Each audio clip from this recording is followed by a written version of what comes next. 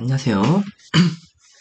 손실함수에 대해서, 손실함수와 최적화에 대해서 배워보겠습니다. 네. 손실함수가 뭔지를 살펴보기 전에 우리가 저번 시간에 뭘 배웠는지 한번 체크하고 넘어갈 필요가 있는데요. 네. 이렇게 추세선에 대해서 배웠습니다. 네.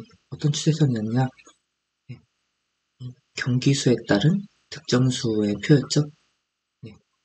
배구 선수 예시를 저번에 들었었는데, 3경기를 뛰었을 때 40점을 얻었다. 5경기 뛰었을 때 7점을 얻었다. 이렇게 5명의 데이터를 넣었고요. 이 데이터를 토대로 예측을 했어요. 그래서 대략 이 경기수와 득점수 사이, x와 y 사이 관계가 y는 15x-5 정도로, 완벽하게 똑같진 않지만 이거 어차피 예측이니까 이 정도로 잡을 수 있겠다. 그래서 이렇게 y는 15x-5 직선을 실제로 이렇게 그려보고 어느 정도 이렇게 비슷하게 예측했구나 이런 걸 배웠었죠. 근데 우리가 문제가 뭐냐면 이런 거는 그래도 제가 좀 일부러 만든 예시기도 해요. 어느 정도 추세선이 예측에 맞아 떨어지는 것처럼 보이기 위해서 만든 의도도 있고, 그런데 이제 어떤 예시가 오더라도 이런 추세선을 또 오차가 아예 없을 수 없지만 어느 정도 오차가 적은 추세선을 항상 만들 수 있냐, 그게 문제죠. 이렇게 y는 15x-5라는 것을 구할 수 있느냐, 어떤 자료가 오더라도. 그래서 이런 식을 만들 수 있는 방법을 지금 배우는 게 손실함수와 최적화 단계를 배우면 할 수 있겠다, 이런 겁니다. 네. 그래서 오늘 배울 개념 중에 첫 번째 손실함수라는 개념이 있습니다. 손실함수는 오차를 토대로 만든 함수입니다. 오차란 건 뭐냐면 실제 관측값 빼기 예측값. 즉 여기 이 표에서 보면은 y-ai라고 하죠. AXI라고 하죠. 근데 아까 예시에서는 이렇게 딱 AX가 아니라 뒤에 상수항이 있죠. 보통 직선을 나타낼 때 y는 AX 플러스 B 이렇게 상수항도 원리는 있죠. 우리가 지금 배우는 인공지능수학 수준에서는 상수항까지 예측하는 단계는 좀 어려워가지고 우리가 다루는 추세선은 상수항이 없는 y는 AX 형태의 추세선만 다루기로 하겠습니다. 그래서 실제 값은 y로 나왔고 그거에 대해서 예측값을 AX로 예측했을 때 x 곱하기 어떤 상수 A 하고 보았을 때 오차는 y-ax라고 약속을 하긴 합니다. 이때 손실함수가 뭐냐면은 손실함수 식은 이렇게 정의한다고 합니다. 손실함수는 보통 2로 나타내고요. 계산은 어떻게 하냐면 y1-ax, y2-ax2 쭉쭉 가서 yn-axn 얘네들을 다 제곱을 합니다. 이 즉 뭐냐면 오차를 제곱한 거예요. 오차들이죠. yi-axi 얘네들이 오차들이잖아요. 여기는 첫 번째 오차, 두 번째 오차, 쭉쭉 가서 n번째 오차 얘네들을 다 제곱을 해서 더한 다음에 맨 마지막에 뭐가 되냐, n으로 나눠졌다. n은 이제 자료의 개수죠. 이렇게 자료가 이런 식으로 있다고 나왔잖아요. x1, y1, x2, y2 이렇게 쭉쭉 해서 순수상 n개, 어떻게 보면 n개의 자료들이 있는데 이걸 토대로 이런 식으로 만든 함수를 손실함수라고 한다, 이렇게 되는 겁니다. 네, 근데 이 손실함수라는 개념이 여기 아까 말했듯이 오차를 토대로 만든 함수죠. 그러니까 이게 오차를 대변해야 되는 함수예요. 어쩌면 손실함수가 크다는 것은 오차가 크다, 손실함수가 작다는 것은 오차가 작다, 이런 건데 우리가 어떤 자료가 왔을 때 그거에 오차가 크냐 작냐를 얘가 대변을 할 수 있어야 된다는 거죠. 그래서 우리가 손실함수 이렇게 정했는데 처음부터 이렇게 딱 깔끔하게 정의한 게 아니라 처음에는 여러 가지 제한이 있었어요. 네. 보시면은 오차는 이렇게 yi-axin데 처음에는 이 오차 손실함수 개념이 처음부터 있었던 거 아니에요. 오차란 개념만 있었는데 얘를 이게 자료가 한두 개가 아니잖아요. 여기서 보듯이 5개의 자료들이 있어요. A, B, C, D, E 5명의 선수들의 자료가 있는데 얘네들의 오차를 그러니까 통째로 이렇게 한 번에 대표할 수 있는 값이 없을까 해서 손실함수를 어떻게 잡을까 생각을 했는데 처음에는 오차들의 합으로 하는 게 어떠냐 그렇게 생각한 거예요. 오차들의 합은 어떻게 구하냐면 이렇게 되는 거죠. 오차가 y 마이너스 ax니까 지금은 아까 말했듯이 지금 15x 마이너스 5가 아니에요. 15x예요. 자료를 바꿨어요. 그래서 y 마이너스 ax를 해보자. 여기는 40 마이너스 45 마이너스 5가 났죠. 여기 오차예요. 여기는 77 마이너스 75 2 나오고 나머지도 이런 오차들을 계산한 거예요. 이때 우리가 손실함수를 오차들의 합으로 만들면 어떨까? 오차들을 다 더해본 거죠. 그러면 이 오차들을 다 더하면 여기서는 마이너스 23이 나옵니다. 여기서 이제 문제가 있다고 제안을 한 겁니다. 이렇게 손실함수 잡으면 어떤 문제가 생기죠? 상쇄가 된다는 거죠. 상쇄가 된다는 의미가 뭐냐? 여기에는 양수오차, 음수오차가 섞여 있어요. 2랑 4라는 양수오차도 있는데 마5, 마6, 마18이라는 음수오차도 있어요. 그래서 얘네들이 서로 그냥 더해진다면 이제 서로 상쇄되죠. 음수랑 양수가 상쇄돼서 실제 오차보다 더 작아지게 되는 거죠. 지금 예를 들어서 이게 마이너스 23에서 망정이지 양수오차, 음수오차가 같아서 만약에 오차를 다 더했더니 0이 되면 그 추세선은 오차가 아예 없는 추세선이면 이거 말이 안 되는 거죠. 분명히 각각에서 오차가 생겼는데 오차들이 합은 0이 된다. 여기서부터 문제가 생기는 거죠. 손실함수 이렇게 잡으면 안 되겠다. 그 다음 나온 개념이 뭐냐면 오차들을 절대값 한 다음에 그거를 더하면 어떠냐 이런 제안을 한 거죠. 절대값들을 하면은 오차가 음수이든 양수이든 다 양수화돼서 더해지기 때문에 이런 상쇄돼서 없어지는 부정확해지는 문제는 사라지겠죠. 그런데 여기서 문제가 발생합니다. 왜냐면 간단히 말하면 미분이 안 된다는 거죠. 오차들을 절대값으로 합을 만들면 예를 들면 우리 손실함수 여기 보세요. 이거는 이제 여기에서 이런 손실함수가 아니라 이게 오차를 제곱한 형태인데 그런 게 아니라 오차를 그냥 절대값만 하는 거예요. 절대값만 하면은 이 함수는 a에 대한 함수인데 절대값 안에 a가 있는 a의 1차식이 있는 형태가 되죠. 예를 들어서 이런 함수를 예시로 들려고 해요. 얘는 이제 미분이 안 된 함수. 어디서 미분이 안 되냐? 한 점만 빼고 절대값 안의 수가 0이 되게 하는 여기 x는 2에서는 미분이 안 되는 함수예요. 그래서 아까 봤던 것처럼 오차들을 절대값을 합을 하면은 a에 대한 함수가 나오는데 미분이 안 돼요. 미분이 안 되면은 무슨 문제가 발생하냐면 오차를 나타내는 데 지장이 없는데 그 오차를 사실 우리는 오차를 줄이는 게 목적이어서 우선 손실함수를 만드는 거예요. 그냥 손실함수 오차를 표현하는 게 끝이 아니라 그 손실함수를 통해서 분석을 해서 얘가 A를 어떤 식으로 잡으면 오차가 가장 적겠다 이런 생각으로 그런 목적으로 사실 함수를 만든 건데 미분이 안 되는 함수면은 그렇게 최소값을 찾는 과정이 되게 힘들어져요. 우리가 미분을 할 수 있기 때문에 어떤 함수를 미분을 할 수 있으면 그 함수에 대해서 이렇게 속속들이 파헤치고 분석할 수 있거든요. 이제 그게 안 된다는 거죠. 그래서 이제 거기서 문제가 발생합니다. 간단히 말하면 미분이 안 돼서 문제가 발생합니다. 어떻게 해야 되냐? 그래서 공리한 끝에 우리 지금의 형태, 손실함수 형태가 나온 거 보시면은 이 두 가지의 문제점을 완벽히 보완했습니다. 어떠냐? 상쇄돼서 없어진 형태가 없죠. 다 양수든 음수든 제곱하기 때문에 상쇄되는 일이 안 발생해요. 첫 번째, 상쇄되는 거 걱정 안 해도 된다. 두 번째, 미분 안 되는 걱정도 없죠. 왜냐면 얘는 어떤 형태 함수인가요? 2a. 괄호 안에 a가 있다면 a에 대한 함수가 뭐죠? a에 의해 결정된 함수. 나머지 y, x, n, y, x 이런 애들 다 자료가 주어지면 딱 고정되는 값이죠.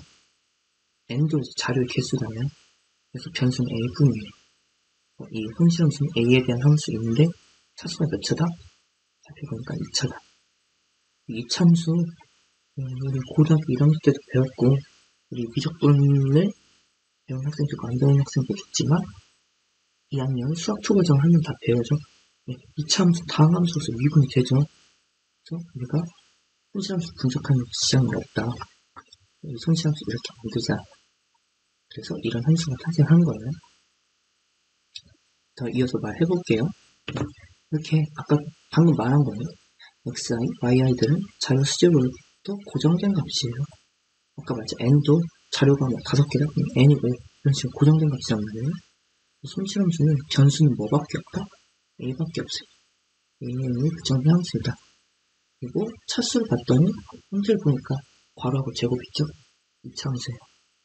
그래서 뒤에 이제 여러 가지 설명을 많이 손실함수에 대해 설명을 많이 할 건데 그래프도 나오고요. 포물선 그림이 주로 나올 겁니다. 손실함수 이렇게 생겼다. 손실함수를 우리가 이렇게 정했는데 식을 잘 살펴보면 어떻다? 오차를 판단하는 척도입니다.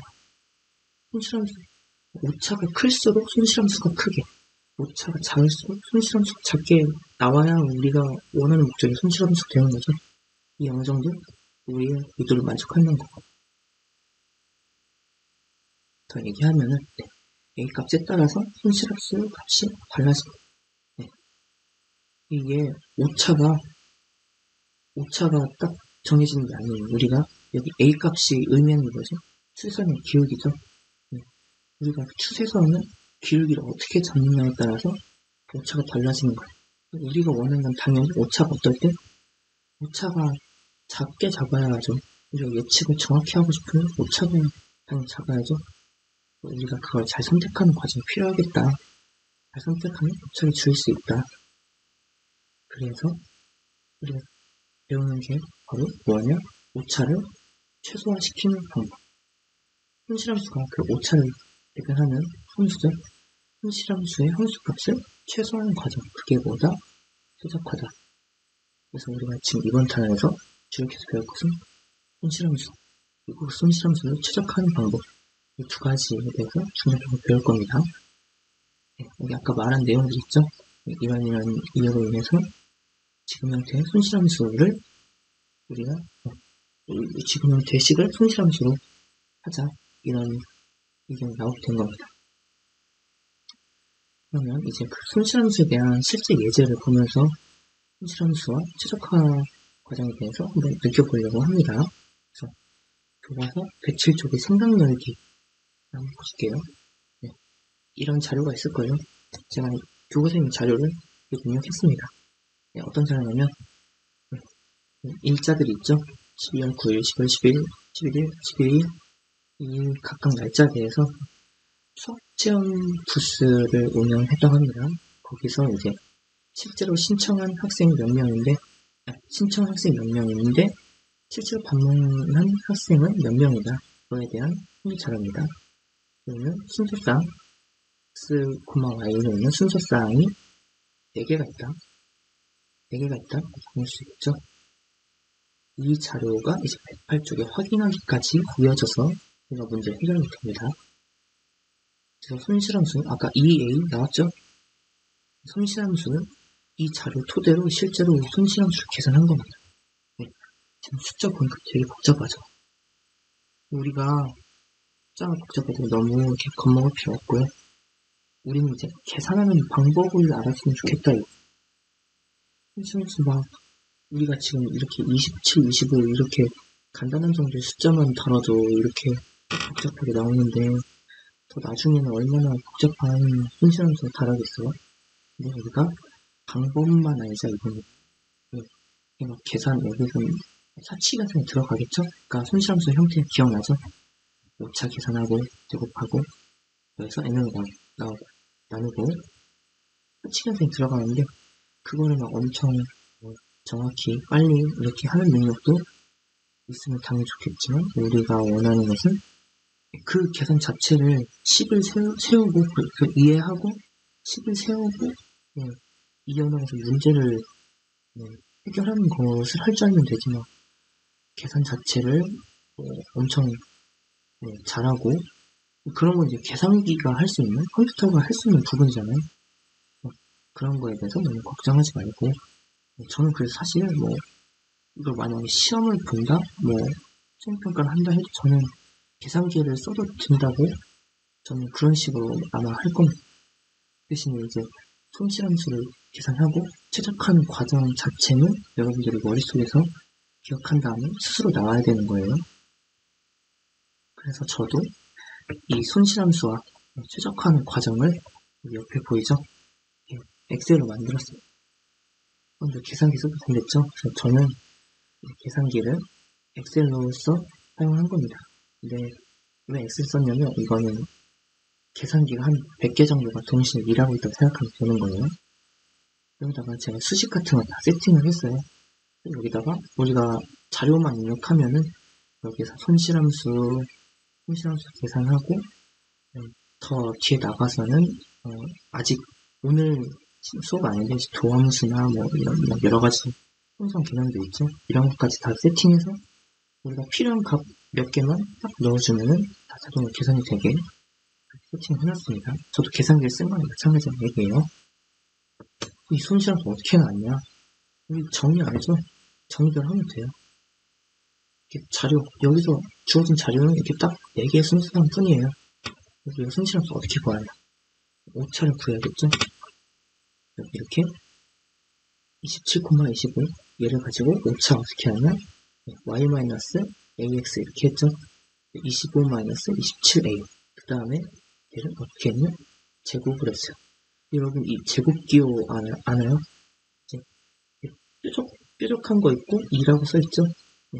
이런 거 우리가 이제 컴퓨터에 제곱이라는 기호를 넣을 때 이런 식으로 표현을 해야 돼요. 키보드에 보면 아무리 봐도 우리가 원하는 제곱은 우리가 원래 숫자에 오른쪽 위에다 짧게 써야 되잖아요. 근데 그런 거 어떻게 쓰냐? 한컴피스에서 수식 입력을 할 수도 있지만 우리 컴퓨터에서는 이렇게 뾰족한 기호 쓰고서 Shift 6이에요. 2라고 쓰는 게 이거를 2제곱 했구나 그런 의미거든. 그래서 5차 제곱한 거예요. 이 식을 우리가 계산해야죠. 이 식을 계산하는 게 제가 여기다 미리 해놨어요. 여기 27 우선 곱셈공식 배웠죠? a-b의 제곱 형태예요. 그래서 여기 27a를 제곱하면 이렇게 729a 제곱 알죠? 그리고 마이너스 2ab 부분 여기 25 곱하기 마이너스 27a 곱하기 2 그래서 1350a 그리고 상수항 25 제곱한 거 625예요. 별로 안 어렵죠? 이게 계산식이 좀 엄청 커서 어려운지 자체가 엄청 어려운 게 아닙니다. 여기 이 순서쌍에 대해서 5차의 제곱을 했고 다른 순서쌍들에 대해서도 5차의 제곱을 해야죠. 이렇게 써놨습니다. 이거 제가 지금 2025 이렇게 쓴 게 아니라 여기 보이시나요? 수식을 계산한 거예요. 여기 2025년 D8 보이시나요? 45라는 숫자를 제곱했다는 뜻이 그게 이제 A제곱의 개수니까요. 여러분들 사실은 제가 오늘 같아서는 엑셀도 가르치고 싶어요. 엄청 어려운 내용이에요. 엑셀에서 간단하게 수식 계산하는 정도 우리가 좀 공부하는데 편하게 할 수 있는 정도의 수식 계산 정도 사실 가르치고 싶긴 한데 이거는 따로 인터넷 찾거나 따로 질문하면 됩니다. 어쨌든 하고 싶은 말은 미리 사치감산 정도만 하면 되잖아요. 손실함수 계산 미리 세팅했다는 겁니다. 이렇게 A에 대한 2차식 4개가 나왔죠. 그 다음에 우리가 손실함수 최종적으로 더할 때 어떻게 했다? 얘를 다 더해서 자료 개수 n분의 1 해줬다. 이렇게 했죠. 그래서 얘를 더했던 겁니다.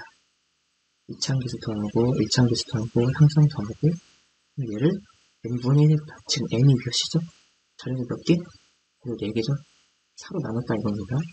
지금 여기 안 보이지만 착한 사람은 보이죠? 1093.5 a제곱 마이너스 1257.5 a 플러스 879.7 이렇게 한 거예요. 그래서 다시 여기 다시 열로 넘어오보세요. 손실함수 구했죠? 계산기 써도 돼. 무슨 소리예요? 제가 계산기 썼단 거예요.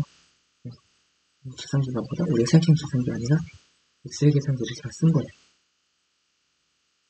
저도 복잡한 계산 이거 일일이 막 뜯는 게 아니라 대신 방법은 알고 있다 이거예요. 여기 오차를 계산해서 제곱해서 해서 n분의 1 했다.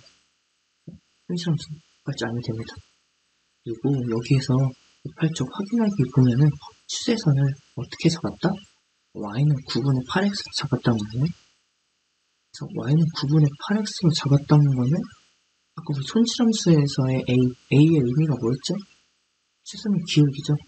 그 얘기는 뭐냐면 이 예시에서 추세선의 기울기를 a를 어떻게 했다? 9분의 8을 잡았다. 그 얘기는 뭐죠? 이 손실함수 a에 9분의 8을 대입해보면은 그 추세선에 대한 오차를 구할 수 있겠다. 그거죠. 제가 이 9분의 8, 손실함수에 9분의 8을 대입했어요. 이거 계산 어떻게 했냐고요? 여기 식 엄청 복잡하잖아요. 여기다가 a 대신에 9분의 8을 대입하는 거예요. 이거 언제 계산했냐? 역시나 알죠? 엑셀 계산기로 계산한 거예요. 여기 제가 또 수식을 다 관련해놨어요. 분수죠? 9분의 8이란 분수를 대입했을 때 이렇게 조그맣게 보이는데 2a 보이나요? 2a를 계산했더니 이것도 다 얘네들에 맞춰서 계산식을 넣었더니 3.75가 나왔구나. 그래서 이렇게 쓴 거예요. 제가 암산으로 막 한 번에 툭 튀어나온 게 아니라 3.75 수식 계산이 나와서 이렇게 된 거예요. 그러면 우리가 아직 최적화에 대한 최적화가 뭐냐만 배웠지 최적화 방법은 안 배웠죠? 이제 나중에 같이 배울 거예요. 저는 사실 따로 최적화를 미리 해봤거든요. 최적화를 미리 해봤더니 이게 무슨 과정이냐면 사실 처음에 이 책 예시에선 9분의 8로 하라고 했죠. 0.88888. 그런데 사실 이 숫자보다 더 오차가 적은 기울기가 있었다. 제가 나중에 배울 개념을 찾아보니까 0.89506 정도가 되면은 이 0.8888보다 오차가 미세하지만 그래도 더 적어졌다. 어떻게 보면 오차가 조금이라도 줄어드니까 최적화를 했다고 볼 수 있는 거죠. 그래서 제가 그 수를 찾았거든요. 0.8906까지 해볼까요? 0.8906을 해봤더니 여기 손실함수 값이 EA 값이 어떻게 있다? 3.70883이 나왔죠? 여기 0.70883 여기는 소수점을 여기까지만 표현해서 한 것 같은데 어쨌든 오차가 줄었죠? 처음에 3.75였는데 지금 3.70 어쩌고로 오차가 줄었어요. 그래서 이것이 최적화를 할 수 있죠.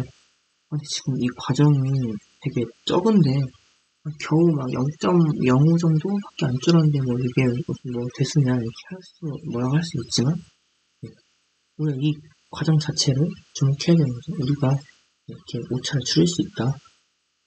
이 방법을 알면은 오차가 더 큰 손실함수가 쇼기 값이 나오더라도 그거를 줄일 수 있다. 그런 가능하다는 그 자체에 주목했으면 좋겠습니다.